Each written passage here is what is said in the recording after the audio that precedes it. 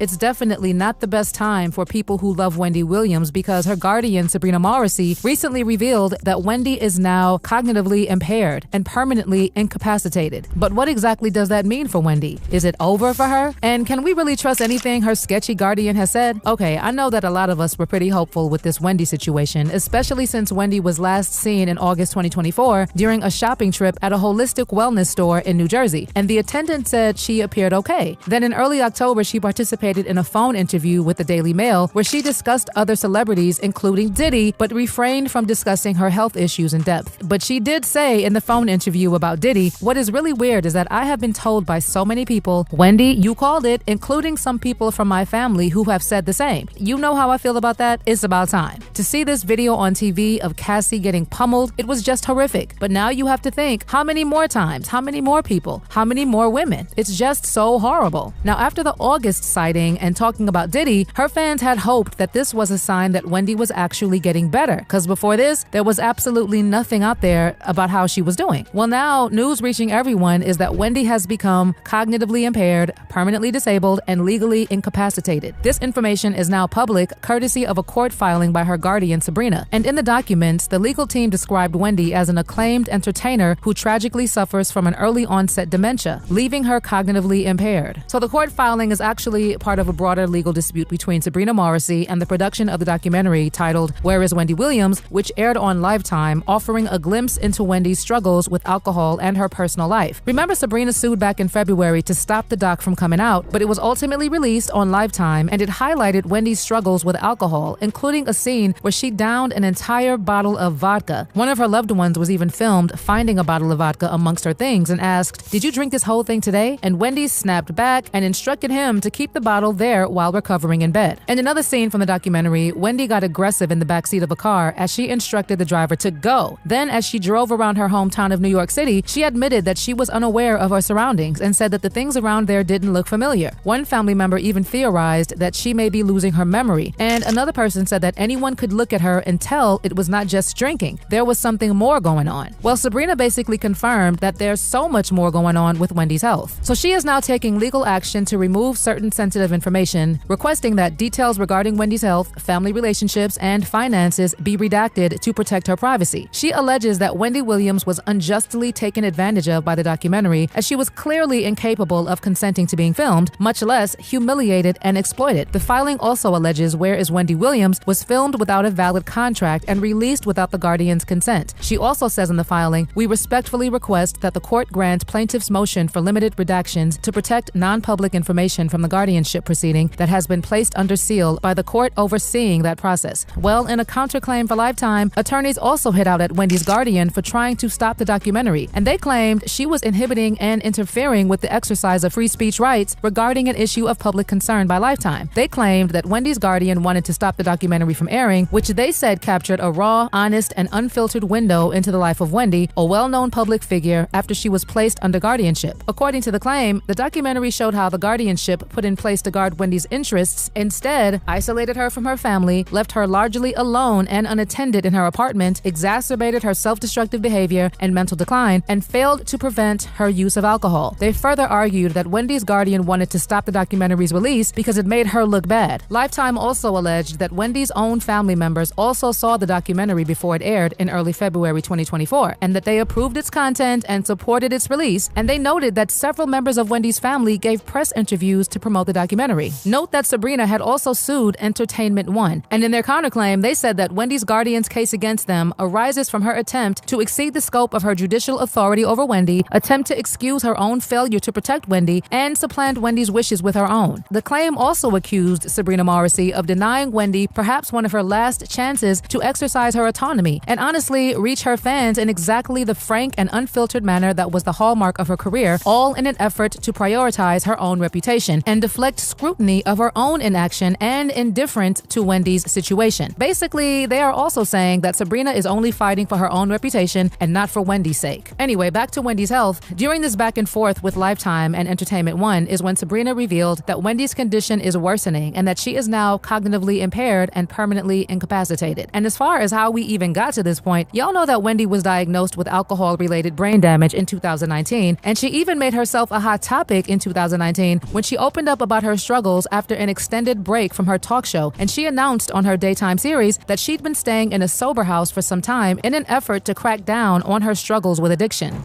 You know, Kevin and I have the Hunter Foundation for the Good of the People, and we recently launched our 888-5-HUNTER number for those of you caught up in the struggle of addiction. Well, for some time now, and even today and beyond, I have been living in a sober house. When you see me come to work, glammed up, right after the show, I go across the street, I do my Pilates. I told you 2 hours a day, I like to take care of my body. And you know I've had a struggle with in my past, and I never went to a place to get the treatment. I don't know how, except God was sitting on my shoulder and I just stopped. But there are people in your family, it might be you, who've been struggling, and I wanted to know more of the story. So this is my autobiographical story, and I'm living it, and I'm telling you this.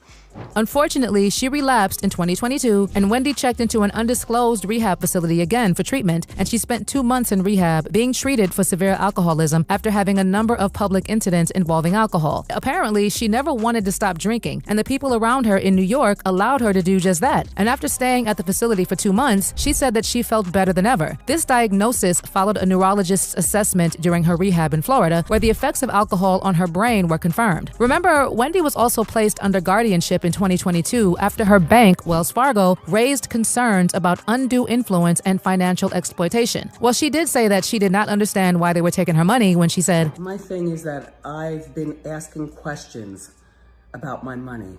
And when I began asking questions about my money, suddenly Lori Schiller has got no response regarding my money.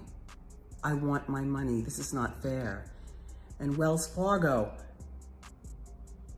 has no questions and answers with regarding my money. This is not fair." So up until this point, people were hopeful that Wendy would make a recovery, and there were even talks about her starting a podcast. But the next time Wendy was back in the headlines, there were reports that she spent a night out and she drank her way from Fresco by Scotto in New York City all the way to the gay bar, the Townhouse. According to Rob Shooter, who spoke to Page 6, Wendy looked lonely sitting by herself, but then lit up like a Christmas tree when she saw someone she knew. He also discussed their run-in in an episode of his podcast, saying, Wendy invited everyone over to her table, saying, Wendy said, "Come and join me." I said, "I'm with my friends. I'm not leaving them." And Wendy was like, "No, everybody." We had a bite, we had some drinks, but then when we were getting ready to say goodbye, Wendy didn't really want us to leave. In addition, Wendy was also supposed to make a comeback in May 2023 at the Atlanta Women's Expo. But at the time, there were reports that she had been rushed to a hospital twice and also had to cancel the appearance. Wendy had even done a promo video, but the Expo team told Wendy's team that the video was unusable and pushed back on it, saying that Wendy seemed completely disoriented. According to a close source, the Expo team also rejected the video because they believed that a video of Wendy claiming to still be married to her ex Kevin could really upset people, especially the Women's Expo audience who were all about women's empowerment. Well, as if that wasn't enough, sometime in February 2024, her medical team released a statement on her FTD and aphasia diagnosis, saying, over the past few years, questions have been raised at times about Wendy's ability to process information, and many have speculated about Wendy's condition, particularly when she began to lose words, act erratically at times, and have difficulty understanding financial transactions. In 2023, after undergoing a battery of medical tests, Wendy was officially diagnosed with primary progressive aphasia and frontotemporal dementia, FTD. Wendy is still able to do many things for herself. Most importantly, she maintains her trademark sense of humor and is receiving the care she requires to make sure she is protected and that her needs are addressed. She is appreciative of the many kind thoughts and good wishes being sent her way. Again, in the last couple of months, we actually thought that Wendy was getting better, but as her guardian revealed, her situation is actually worsening. But get this, with the latest report about her health, people are also saying that they have a lot of questions, especially considering Sabrina is the one who revealed the news. This is someone the family said kept Wendy away from them. And they didn't even know where she was being treated, they didn't know what kind of treatments were taking place, and they couldn't contact her directly. Like, they only heard from Wendy if she called. Add on to that the things we've also heard about Sabrina, and you will understand why some people are saying that they can't trust anything that comes from her mouth. Honestly,